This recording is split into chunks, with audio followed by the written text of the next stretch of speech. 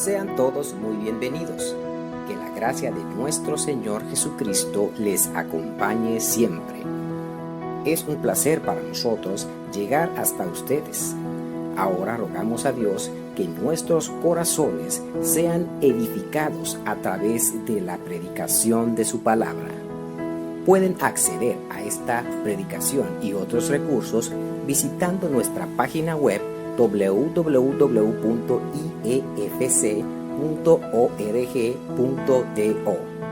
Gracia y paz de parte de Dios, el Padre, y de Cristo Jesús, nuestro Salvador.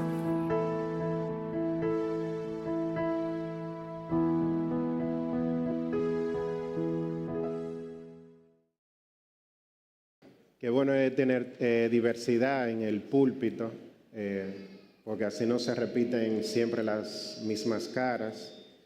Y también damos honor a que la gloria solamente sea de Cristo. Podemos pararnos aquí muchos predicadores, pero siempre el objetivo será exaltar y que se vea solamente uno solo, y que sea Cristo. Hey, wow, gracias.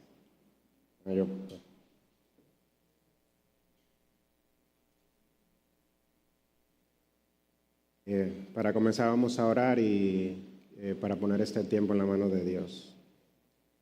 Señor, te damos gracias por la oportunidad que nos das de estar aquí. Tú sabes la intención de nuestro corazón y es exaltarte solamente a ti, Cristo. Que tú seas exaltado en la adoración, que tú seas exaltado en la exposición de tu palabra, que tú seas exaltado en nuestros pensamientos y en nuestros corazones. Gracias, Cristo. Amén. Bien, en la mañana de hoy vamos a estar enfocándonos en un relato que está en el libro de Daniel y es acerca del rey Nabucodonosor. Y solamente voy a hacer un poco para contextualizarnos un poquito. Yo no sé, yo me tengo que poner un chin más para atrás, aquí, ok. Más para atrás. Nelson. ¿Me tengo que poner más para atrás o...? Y entonces, para hacer un poco de historia y ponerlo en contexto, ustedes saben que luego de la muerte de Salomón, el reino de Israel se dividió en dos. El reino del norte, que es el reino de Israel, y el reino del sur, que es el reino de Judá. El norte con 10 tribus, el sur con 2 tribus. Ambos reinos fueron conquistados y destruidos por completo. Dios había enviado profeta tras profeta tras profeta para que el pueblo se arrepintiera, cambiara de rumbo, pero hicieron caso omiso, no escucharon.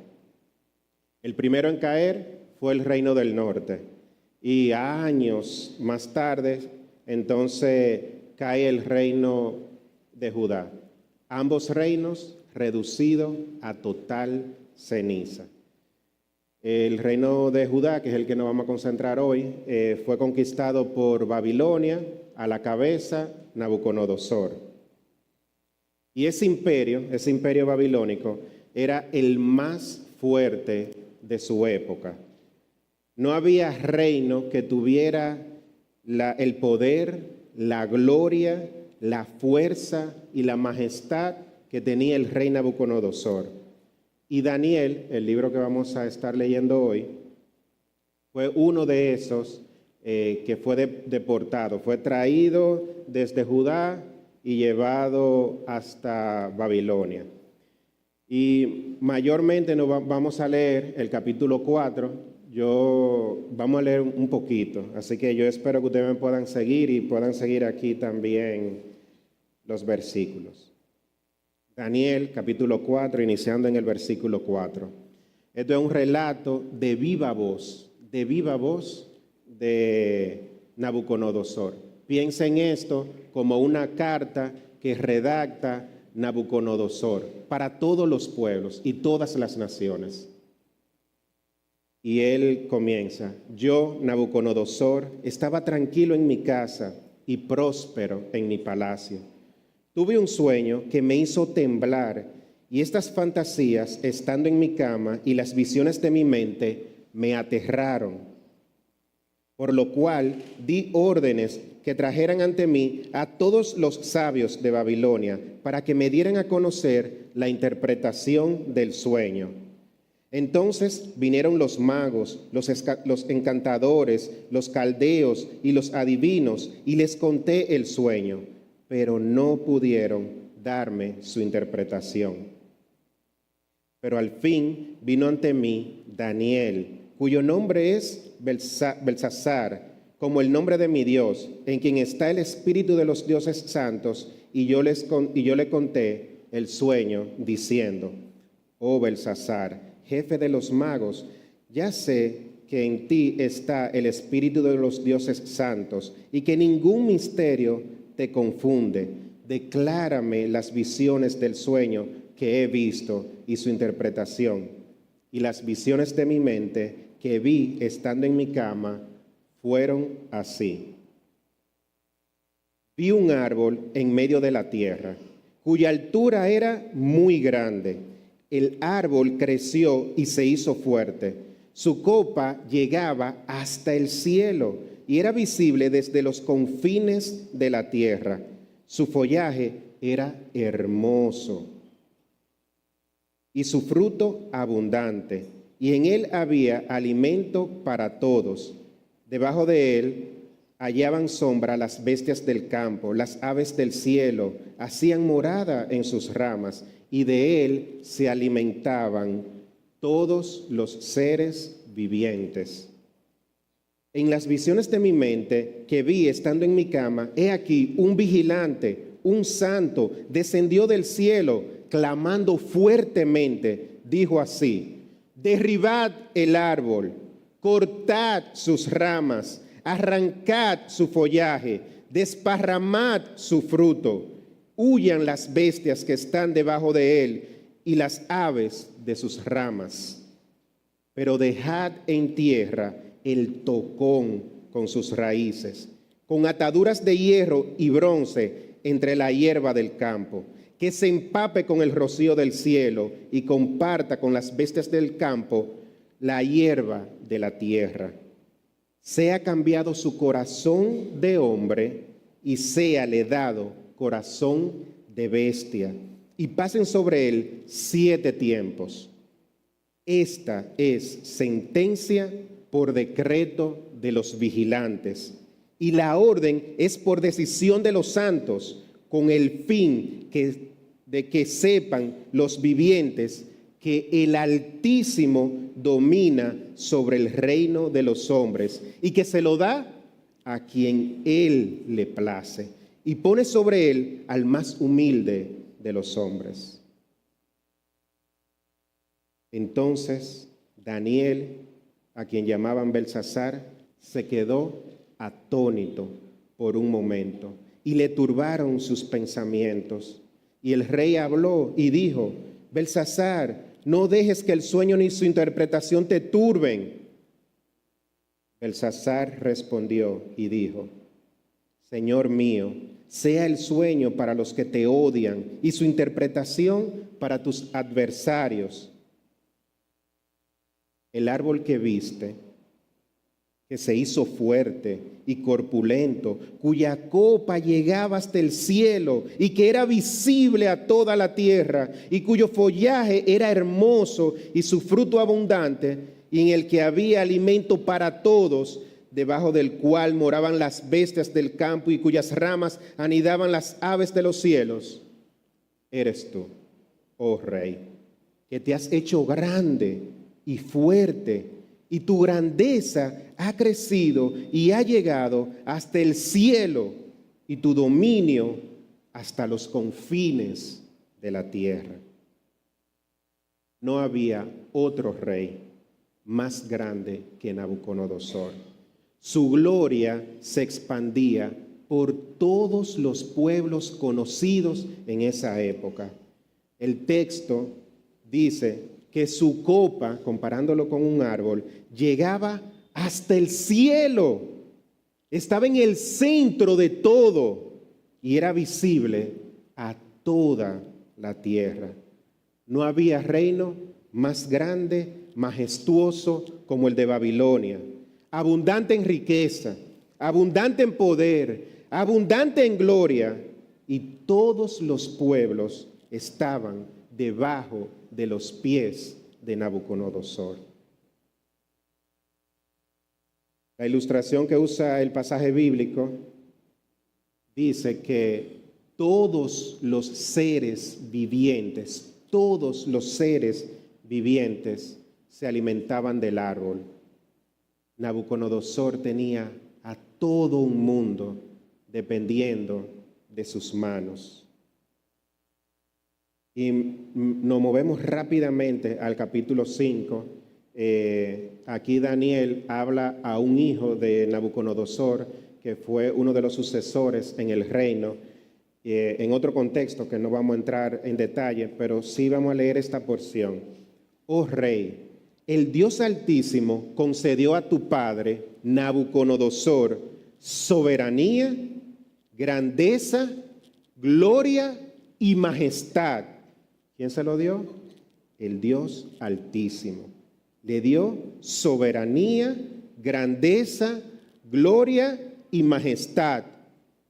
Y a causa de la grandeza que él, Dios, le concedió, todos los pueblos, naciones y lenguas temían y temblaban delante de él. A quien quería, Nabucodonosor mataba, y a quien quería, dejaba con vida. Exaltaba a quien quería, y a quien quería, humillaba. Y para que ustedes puedan tener un ejemplo palpable de esto, de la presencia de Nabucodonosor, cómo todo el mundo temblaba, déjame hacerte una pequeña historia. En la primera invasión de Judá que Babilonia hizo a Judá, Nabucodonosor puso como rey títere a Sedequías, un judío. Y tiempo más tarde, Sedequías trató de sublevarse a Nabucodonosor. Y mira la consecuencia. Creo que está en Reyes, sí. En Reyes capítulo 25 dice: entonces capturaron al rey, a Sedequías, y lo trajeron al rey de Babilonia, es decir, Nabucodonosor, en Ribla, y éste lo sentenció, y degollaron a los hijos de Sedequías en su presencia. Y a Sedequías le sacó los ojos y lo ató con cadenas de bronce y lo llevó a Babilonia. El mensaje era claro. Lo último que va a estar en tu mente, Sedequías, es que yo degollé hijo por hijo por hijo delante de ti. Y te saqué los ojos para que en su mente solamente se fijara esa escena. Todos los pueblos temblaban ante Nabucodonosor. Era un mensaje claro a Judá, pero era un mensaje claro a todos los pueblos.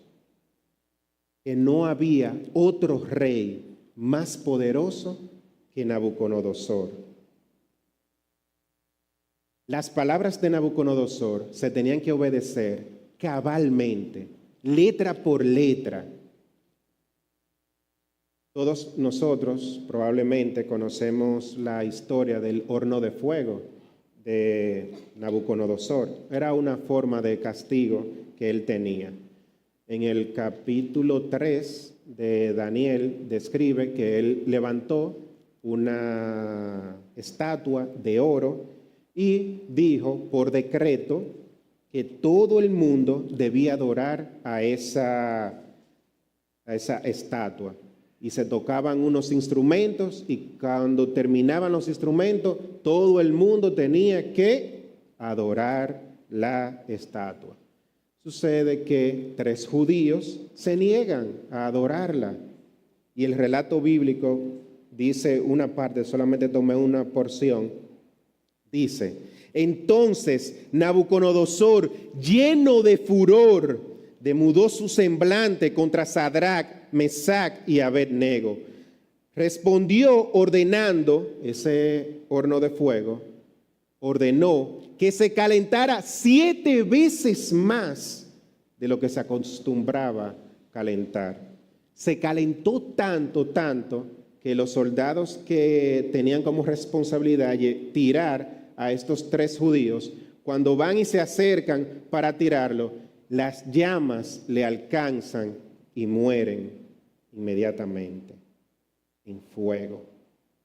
Nabucodonosor tenía el poder, la grandeza, la gloria y la majestad. Y su corazón se enalteció, se llenó de orgullo, de arrogancia y de prepotencia. Pero vino la sentencia, vino una sentencia del Dios Altísimo. Toda aquella gloria, todo ese poder y toda esa majestad serían echadas al suelo. Y leemos capítulo 4 de Daniel, versículo 23.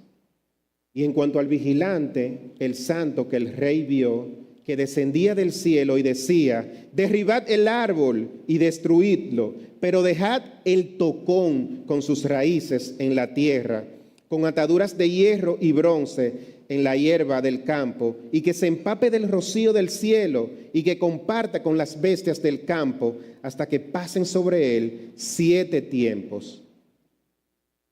Esta es la interpretación, oh rey, y este es el decreto del Altísimo que ha venido sobre mi señor el rey.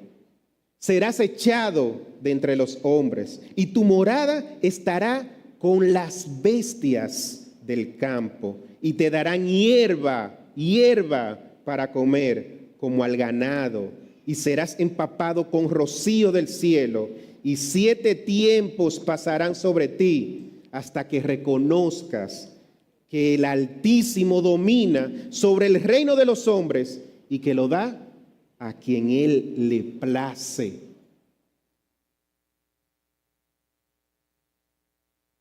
Todo, absolutamente todo lo que el árbol tenía para gloriarse fue cortado. Sus ramas que daban sombra a todos los animales, cortado. Su follaje, cortado. Ese tronco que llegaba hasta el cielo y que su gloria era vista por toda la tierra, fue cortado, echado a tierra, aplastado. Cortaron sus frutos. Las aves y las bestias que estaban alrededor de ese gran árbol fueron esparcidos. Los seres vivientes que se alimentaban de él, esparcidos. ¿Dónde está tu gloria? ¿Dónde está tu gloria ahora? ¿Dónde está tu poder? ¿Dónde está? Cuando Daniel termina de revelarle la interpretación de este sueño, en un afán de ver si Nabucodonosor cambiaba su rumbo, mira lo que él dice, versículo 27. Por tanto, oh rey, que mi consejo te sea grato. Pon fin a tus pecados haciendo justicia, y a tus iniquidades mostrando misericordia a los pobres. Quizás sea prolongada tu prosperidad. Cualquier persona con cierto sentido de juicio pensaría que la advertencia que ha hecho Dios a través de Daniel a Nabucodonosor que él iba a tomar algún otro rumbo, que iba a tomar un camino diferente, que sus ojos iban a ser abiertos por fin y que se sujetaría a Dios. No fue así, no fue así. El pasaje mismo nos dice que no pasó mucho tiempo cuando ese orgullo que emanó naturalmente del corazón de Nabucodonosor. El texto lo dice así: 12 meses después, paseándose por la azotea del palacio real de Babilonia, el rey reflexionó. ¿Pero qué reflexionó? Y dijo: ¿no es esta la gran Babilonia que yo he edificado como residencia real, con la fuerza de mi poder y para la gloria de mi majestad? Aún estaba la palabra en la boca del rey cuando una voz vino del cielo: Rey Nabucodonosor, a ti se te declara, el reino se te ha quitado y serás echado entre los hombres, y tu morada estará con las bestias del campo, y te darán hierba para comer como el ganado, como un animal. Y 7 tiempos pasarán sobre ti hasta que reconozcas que el Altísimo domina sobre el reino de los hombres y que Él, el Altísimo, lo da a quien le place. Aquel mismo instante se cumplió la palabra acerca de Nabucodonosor. Fue echado de entre los hombres, comía hierba como el ganado, y su cuerpo se empapó de rocío del cielo, hasta que sus cabellos crecieron como las plumas de las águilas y sus uñas como la de las aves. La arrogancia y el orgullo tienen un efecto que nos ciega, nos quita el entendimiento, produce una demencia en el corazón y la mente del hombre. Nabucodonosor no llegó a construir todo ese imperio solo, no ganó las batallas solo, no conquistó reinos solo. Nabucodonosor no tomó en cuenta que Dios es quien quita y pone reyes, tal cual Daniel se lo había profetizado y se lo había dicho. Tampoco, o también más bien, Nabucodonosor olvidó que su ejército, que sus capitanes y sus soldados habían luchado para lograr el reino que él llegó a tener. Es lo mismo que pasa desde el origen del pecado. Nos queremos dar gloria a nosotros mismos. Por eso es que nos cuesta tanto trabajar en comunidad, porque estamos detrás de nuestra propia gloria y de nuestro propio reconocimiento. El orgullo nos hace decir, pensar y actuar de una forma estúpida y sin sentido. Nabucodonosor llegó al convencimiento que el llegar a ser el rey se debió solamente a su esfuerzo, a su preparación y a su inteligencia. Y se acuerdan de la advertencia que le da Daniel, ¿verdad? Antes de que todo esto suceda, Daniel le da una advertencia. Y como yo le dije, toda persona en su sano juicio dice, no, yo voy a cambiar de rumbo. Por sí mismo, Nabucodonosor no podía despojarse de su orgullo y de su arrogancia, porque ese era su mayor ídolo. El gran ídolo de Nabucodonosor no era la estatua de oro, no eran sus dioses, era su propio orgullo. Era imposible que por su propia fuerza, que por un acto de voluntad propia, Nabucodonosor dejara a un lado su orgullo. Tuvo que venir ese Dios altísimo y cortarlo de raíz, dejando solamente el tocón. Así como él exhibía públicamente y exhibía a todos los pueblos su gran gloria, asimismo Dios expuso públicamente su insignificancia. Lo humilló delante de todos sus siervos, delante de todos sus gobernantes, delante de todos los reyes. Aplastó el orgullo. Lo expuso, lo manifestó a todo el mundo. El rey con más gloria, jamás antes vista, reducido a un animal, a una bestia del campo. ¿Dónde está ahora tu gloria, oh rey Nabucodonosor? ¿Dónde está todo tu conocimiento? ¿Dónde está tu poderío? ¿Dónde está tu imagen?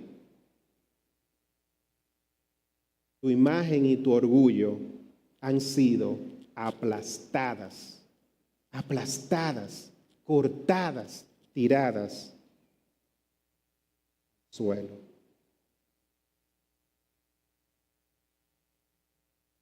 Pasa algo con el orgullo y es que es difícil de percibir. El pecado del orgullo es difícil de percibir en nosotros mismos. El orgullo tiene múltiples disfraces, tiene un camuflaje que se esconde ante nuestras propias narices.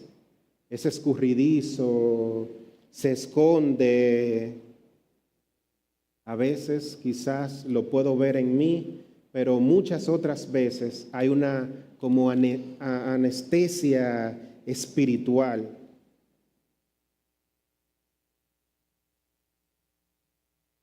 A veces es más fácil verlo en el otro, pero difícil verlo en mí mismo. Yo creo que en esta historia que acabamos de leer, creo que todos, sin excepción, podemos ver claramente el orgullo de Nabucodonosor. Lo podemos ver porque sale a flor de piel. ¿Dónde ves el orgullo en ti? ¿Dónde ves el orgullo en ti? Si tú tuvieras que hacer una lista ahí, sentado, donde estás, con eso, ¿dónde ves el orgullo en ti? ¿Qué tendría esa lista? ¿Qué tendría esa lista? Es fácil verlo en el otro, es difícil verlo en mí.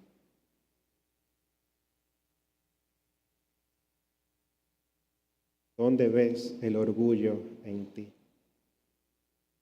Veo el orgullo en mí en el afán de demostrar a otros que soy capaz, que estoy preparado. Me cuesta trabajar en comunidad porque busco una gloria personal, un reconocimiento mío, que se reconozca que yo lo hice, que yo lo logré. Tengo la necesidad que mi trabajo y mi esfuerzo sean reconocidos. Me afecta cuando no se reconoce lo que hago porque toca directamente la fibra de mi ídolo, la imagen. Y detrás de todo eso está mi orgullo y mi arrogancia. Veo el orgullo en mí cuando quiero imponer lo que yo pienso.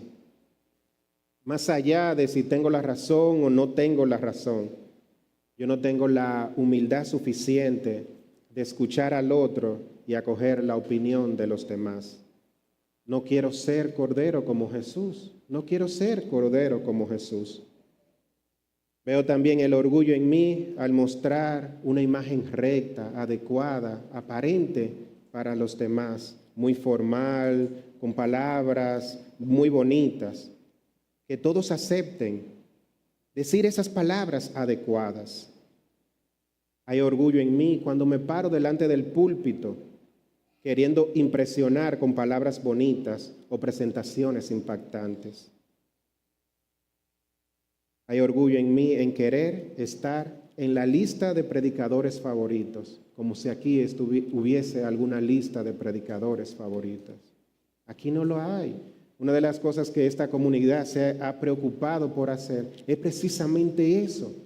Aquí no hay favoritos, aquí no hay favoritismo, aquí hay un solo favorito, Cristo. Cristo. Me afano como si mis palabras tuvieran algún poder de cambiar corazones.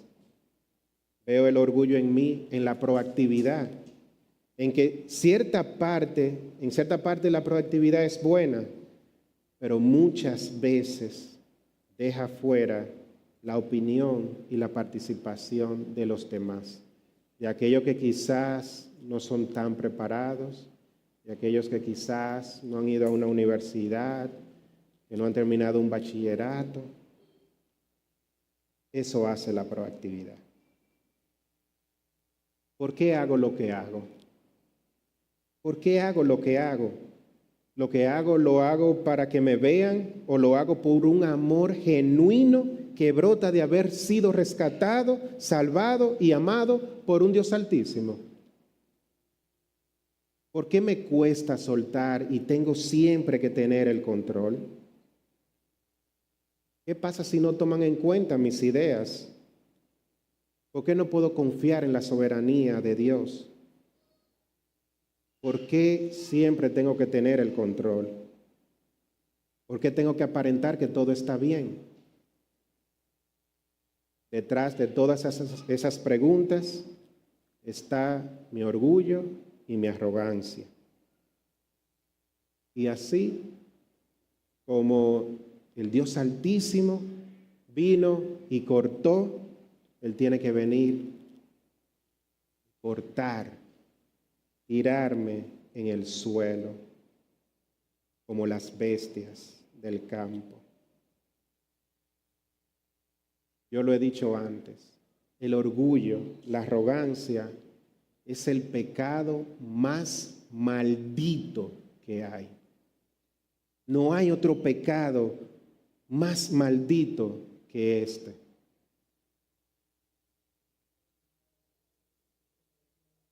Así es. Así es. Y el orgullo se esconde, como yo dije, se esconde en una imagen bonita, Pero mira, porque yo digo, y creo que tengo sustento bíblico para decirlo, en Santiago 4:6 dice, Dios resiste a los soberbios, pero da gracia a los humildes. Mi orgullo me separa, me aleja de recibir esta gracia que Dios expresa aquí a través de su Hijo Jesucristo.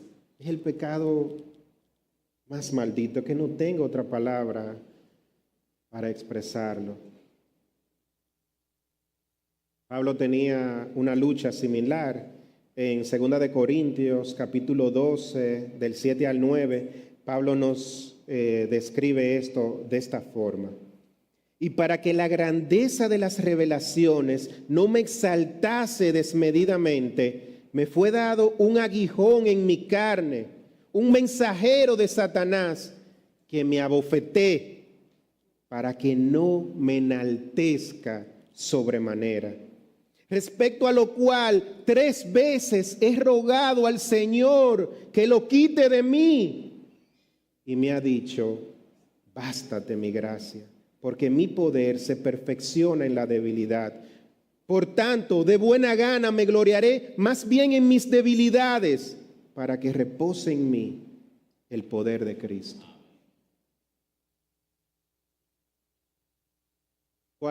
¿Qué hay detrás de todo esto? ¿Qué hay detrás de todo este orgullo? ¿Qué es lo que hay? ¿Cuál es la raíz? ¿Cuál es la raíz? Y la respuesta que en lo personal yo he llegado es que no estoy satisfecho en Jesús. No encuentro esa satisfacción en Jesús. Yo necesito a Cristo más mi eficiencia. Necesito a Cristo más el reconocimiento de los demás. Necesito a Cristo más mi espacio, a Cristo más hacerlo bien para que otros lo vean. Necesito a Cristo y mi comodidad. Necesito a Cristo y a otra cosa más. Porque no me puedo caer en el vacío y solamente ver a Cristo. No me puedo quedar sin opciones, porque me cuesta quedarme a solas con Jesús. Creo que por eso es que la industria del entretenimiento y de las redes sociales ha cobrado tanto auge en nuestros tiempos, porque son como una especie de anestesia que nos hace momentáneamente olvidar nuestra necesidad. Mantiene nuestra mente ocupada y distraída del verdadero vacío y necesidad que nosotros tenemos dentro. Entonces tiene que venir ese Dios altísimo. Y como hizo con el árbol y con Nabucodonosor, cortar mis ramas, cortar mi follaje, desparramar mi fruto, quita las bestias y las aves. Ya yo no soy el centro, yo no soy ese árbol en el centro. El centro solamente lo tiene Cristo. Y corta mi tronco, y corta mis ramas, y solamente deja el tocón en tierra. Yo sigo cometiendo el mismo error y el pecado que relata Gálatas, que querían añadir algo más al Evangelio. El verdadero Evangelio es Cristo, solo Cristo y nada más que Cristo. Mi pecado, que es el orgullo y esa incredulidad de pensar que necesito a Cristo y a algo más, es puro pecado.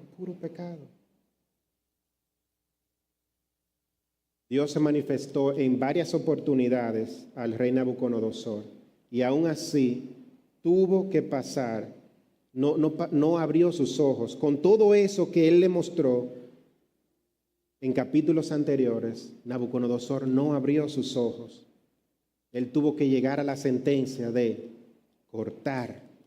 En el capítulo 2, Daniel relata que Nabucodonosor tuvo un sueño y hizo algo que nadie había hecho antes o ha hecho después.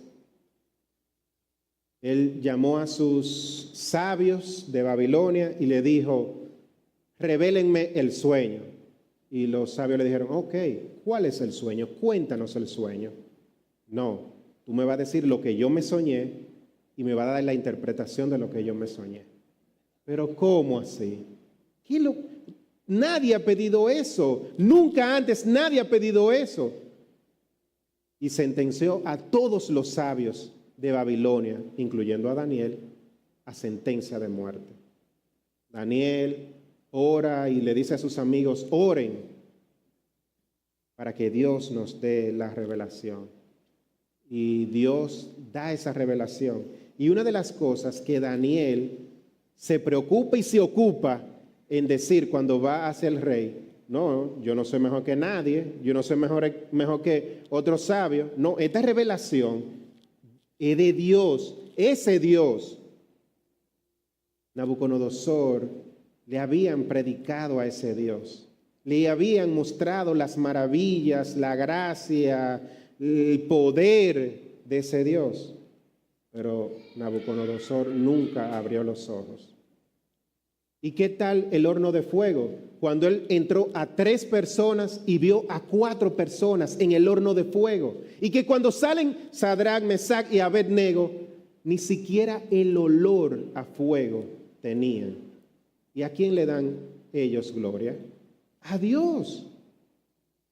¿Cuántas veces Nabucodonosor no había visto el poder tangible de Dios? ¿Cuántas veces en mi vida no he visto ese mismo poder, la misericordia y la gracia de Dios sobre mí? ¿Cuántas veces yo no lo he visto? Muchas veces. muchas veces. Elisa y yo, mi hermana, mi mamá nos crió sola. Mis papás, ellos se separan cuando apenas ella tenía 2 años, yo tenía 1 año. Mi mamá tenía un muy buen trabajo, un trabajo bastante estable que podía producir y realmente no podía mantener. Años después, ella cae con una enfermedad y ella vomita de todo, nosotros nos quedamos dormidos en el vómito de ella. Gracias a Dios no abandona a sus hijos, envió a alguien, en este caso mi papá. Ellos se habían separado, pero por alguna razón él llegó, le encontró esa escena y no sé cuántos cc de pus fue que le sacaron del cerebro. Los diagnósticos eran muy malos. Si quedaba viva, pues no iba a poder ver, no iba a poder hablar, no iba a poder funcionar. Se para, habla, ve, reconoce. Tiempo más tarde se integra a trabajar, pero poco tiempo después la despiden. Se acabó. Mi papá no era ese papá quizá presente que podía ir, proveía, pero de vez en cuando así. Mi mamá no pudo conseguir otro trabajo jamás. Consiguió algo ahí cerca del apartamento donde vivíamos y al poco tiempo también la despidieron. Nunca me faltó comida. Nunca me faltó comida. Las 3 comidas estaban ahí. Yo no sé cómo. No nos faltó educación. No nos faltó nada. No teníamos todo, pero teníamos lo necesario. ¿Quién lo hizo? Lo hice yo. Lo hizo mi mamá. Lo hizo Dios. No he tenido yo la misma. ¿Cuántas veces no he visto yo el poder de Dios? ¿Cuántas veces yo no he visto la gracia de Dios? ¿Cuántas veces yo no he sido testigo de eso? Porque yo creo que todavía yo tengo que tener el control. Si yo de viva voz, no es que otro me lo ha contado, lo he experimentado. ¿Por qué me aferro al orgullo? ¿Por qué mi incredulidad? Todo, absolutamente todo lo que tengo es por gracia. Y para tener más gracia, porque lo que le acabo de contar quizá no es una historia separada, aislada. Hay muchos de ustedes que probablemente han tenido historias similares. Hay otras personas que ni siquiera son creyentes que han tenido historias similares y que han tenido mucho éxito. Pero se me dio una gracia inmerecida y el poder haber sido rescatado por Cristo. Haber sido, de no ser hijo, a llegar a ser llamado hijo. De no tener herencia, a tener una herencia en los cielos. De no tener padre, a tener el Padre celestial. No solamente fue material, es que ha rescatado, ha salvado y me ha invitado a su reino. Porque yo soy muy bueno, porque yo soy proactivo, porque yo me ocupo. No. Gracia, solamente gracia, solamente gracia. ¿Por qué la incredulidad mía? ¿Por qué la incredulidad?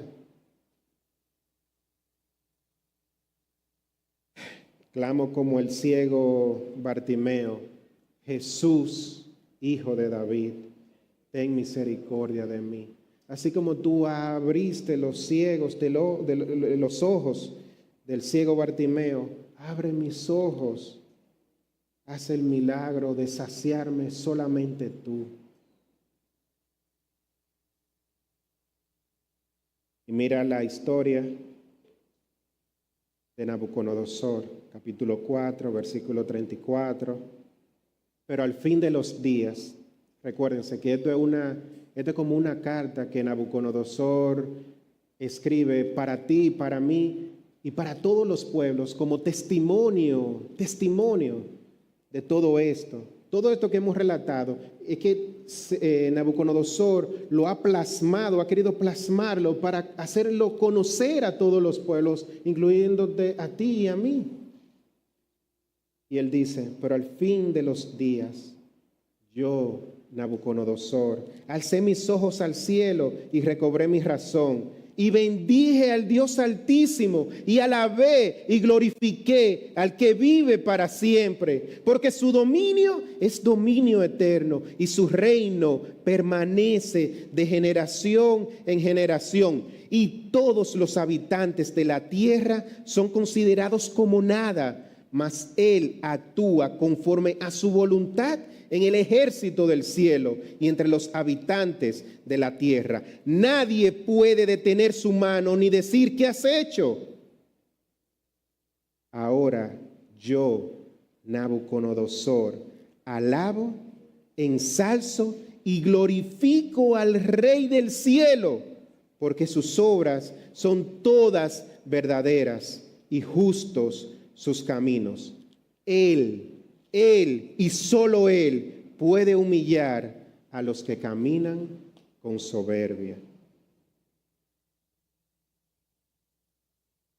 Y mira cómo esta carta, este mensaje, Nabucodonosor lo comienza así. No lo leímos al principio a propósito, pero mira cómo él comienza y dice, Nabucodonosor, rey, a todos los pueblos, naciones y lenguas que habitan en toda la tierra, que abunde vuestra paz. Me ha parecido bien declarar las señales y las maravillas que ha hecho conmigo el Dios Altísimo. Cuán grandes son sus señales y cuán poderosas sus maravillas. Su reino es reino eterno y su dominio de generación en generación. Hay un llamado. En Hebreos capítulo 4, versículo 16, dice, acerquémonos, pues confiadamente ante el trono de la gracia, para alcanzar misericordia y hallar gracia para el oportuno socorro. Allá es que yo tengo que acercarme a esa gracia. Palabra fiel y digna de ser aceptadas por todos. Cristo Jesús vino al mundo a salvar a los pecadores, entre los cuales yo soy el primero. Sin embargo, por esto hallé misericordia, para que en mí, como el primero, Jesucristo demostrara toda su paciencia, como un ejemplo para los que habrían de creer en Él para vida eterna. Por tanto, al Rey eterno, a Jesucristo, el inmortal, el invisible, único Dios, a Él sea honor y gloria por los siglos de los siglos. En Cristo está nuestra esperanza y lo que nuestro corazón necesita. Él y solo Él merece y Él es poseedor de toda la gloria por todos los siglos. Y termino con el maravilloso, glorioso, inexplicable, inmesurable ejemplo de Jesús. Ese que tenía todo, ese que quita y pone reyes. Mira lo que hace Él. Haya pues en vosotros este sentir que hubo también en Cristo Jesús, el cual siendo en forma de Dios, no estimó el ser igual a Dios como cosa a que aferrarse, sino que se despojó a sí mismo, tomando forma de siervo, hecho semejante a los hombres, y estando en condición de hombre, se humilló a sí mismo, haciéndose obediente hasta la muerte y muerte de cruz. Por lo cual Dios también le exaltó hasta lo sumo y le dio un nombre que es sobre todo nombre, para que en el nombre de Jesús se doble toda rodilla de los que están en los cielos y en la tierra y debajo de la tierra, y toda lengua confiese que Jesucristo es el Señor, para gloria de Dios Padre. Señor, te damos gloria, te damos honra, porque solamente tú la mereces. Gracias, Señor, por rescatarnos. Gracias, Señor, por tu gran misericordia para con nosotros, que no la merecemos. No hemos hecho absolutamente nada, no hay nada bueno en nosotros que podamos utilizar para gloriarnos a nosotros mismos.